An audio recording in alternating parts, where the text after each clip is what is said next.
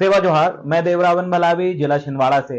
आज इस वीडियो के माध्यम से मैं ये जानकारी देना चाहता हूं कि मैंने महामहिम राष्ट्रपति महोदय को एक आवेदन दिया था कि 5वीं अनुसूचित क्षेत्र जो है किस तरीके से खत्म हो रहा है।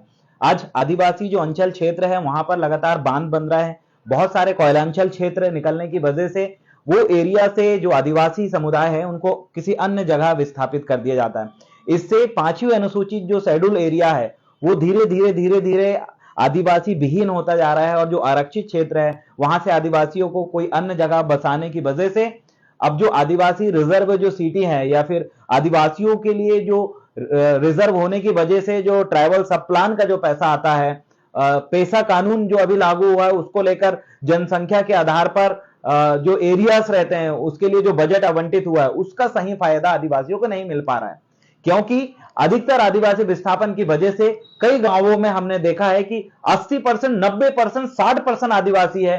वो गांव रिजर्व होना चाहिए था, एसटी रिजर्व होना चाहिए था, वहां पर भी पैसा कानून लागू होना चाहिए था, लेकिन ऐसा नहीं हुआ है। कारण क्या है? जातिगत जनगणना ना होने की वजह से इसका सही तरीके से आकलन नहीं लगा पा रहे हैं कि किस एरिया में कितने आदिवासी निवास करते हैं और कौन सी एरिया को अधिसूचित क्षेत्र, 5वीं अनुसूचित क्षेत्र घोषित करना चाहिए था। ये चीजें जनसंख्या जातिगत जनगणना ना होने की वजह से हुआ। छिंदवाड़ा जिले के अंदर पांडुरना एरिया है, देवास के अंदर भी कई एरिया, पूरे मध्य प्रदेश में और मैं कहूं तो पूरे देश में कई ऐसे क्षेत्र हैं, कई ऐसी तहसीलें हैं जहां पर 90% आदिवासी रहता है, 80% आदिवासी रहता है। कई ऐसे गांव हैं जहां 60%, 70% आदिवासी रहता है, लेकिन वो रिजर्व नहीं है क्योंकि शेड्यूल एरिया में विस्तार नहीं हो पा रहा है। और ये बहुत चिंतन का विषय है क्योंकि जो बजट आ रहा है जिस एरिया के लिए आता है वहां जब आदिवासी ही नहीं रहता तो किस आधार पे, कि कौन सी जनगणना के आधार पे बजट आवंटित हो रहा है, ये बहुत चिंतन का विषय है। अभी मध्य प्रदेश सरकार ने अभी हमने ट्राइबल सब प्लान का जो देखा 40,000 करोड़ रुपए आया। अब वो पैसा कहां खर्च हुआ जब आदिवासियों की जनसंख्या जब कैलकुलेट ही नहीं हो पाई है, जब ट्राइबल एरिया से आदिवासी विस्थापित हो गया है और जो पैसा आया क्या वो वहां खर्च होना चाहिए जहां पर? अब बताइए, आज यहां पर माचौरा डैम छिंदवाड़ा जिले के अंदर बना है, कई ऐसा एरिया है जो 5वीं अनुसूचित क्षेत्र में जो ऊपरी एरिया जो आना चाहिए था वहां से आदिवासी विस्थापित हो गए। अब वहां के लिए बजट जारी होगा, क्या पानी में वो बजट खर्च होगा? मेरा ये मानना है और मैं जो लगातार जो आवेदन दिया हूं, मैंने आवेदन सिर्फ इसलिए दिया हूं कि अनुसूचित क्षेत्र में वृद्धि होनी चाहिए। जहां आदिवासी 60% है, 50% जहां ट्राइबल पॉपुलेशन किसी गांव में है, उस क्षेत्र को अधिसूचित क्षेत्र या पैसा कानून के अंतर्गत लाना चाहिए, तब जाके आदिवासियों का एक्चुअल जो पैसा, जो बजट आवंटित होता है और जो फायदा उनको मिलना चाहिए वो सीधा मुनाफा उनको मिलेगा। अभी मध्य प्रदेश के मुख्यमंत्री महोदय जी ने अभी कहे हैं कि हर एक पैसा पंचायत में मैं इतना इतना पैसा पहुंचाऊंगा। मैं पूछना चाहता हूं मध्य प्रदेश के मुख्यमंत्री महोदय जी से, जिस गांव में मैं रहता हूं वहां 80% से ज्यादा आदिवासी है, वो गांव पैसा पंचायत के अंतर्गत नहीं आ रहा है। जो पांडुरना जिला हम देखें पूरा आदिवासी निवास करता है, वहां पर कई एरिया 5वीं अनुसूचित क्षेत्र आपके वहां पर पैसा कानून लागू नहीं हुआ है।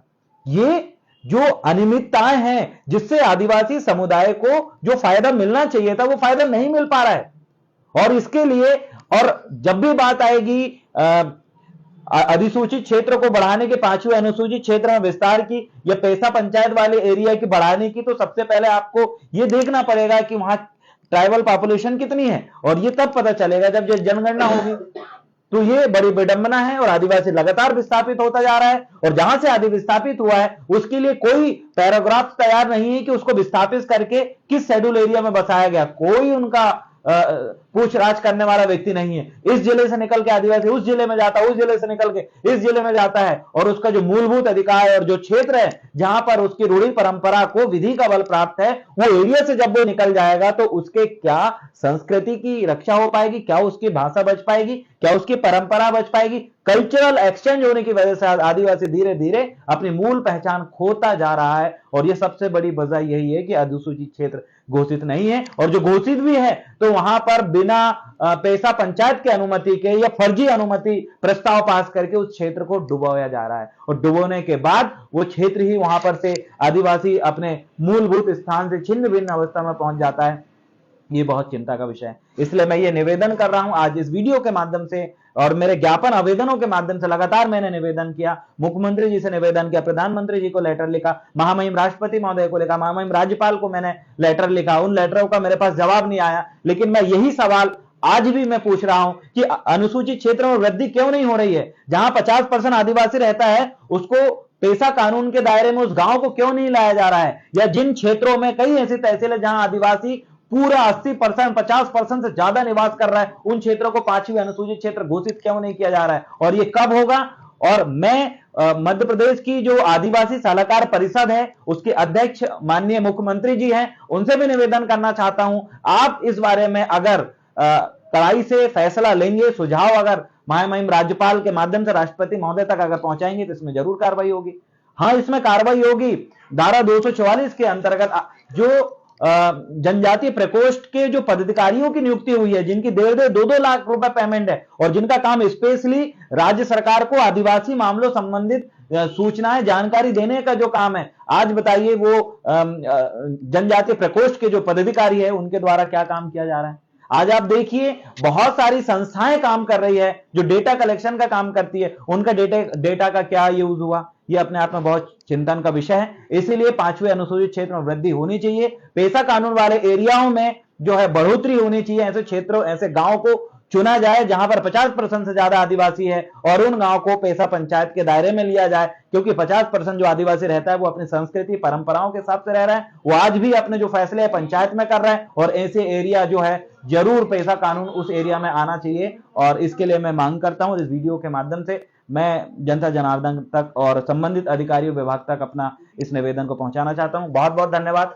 मैं देवरावन भलावी, गुणमाना गणतंत्र पार्टी जिला अध्यक्ष। धन्यवाद।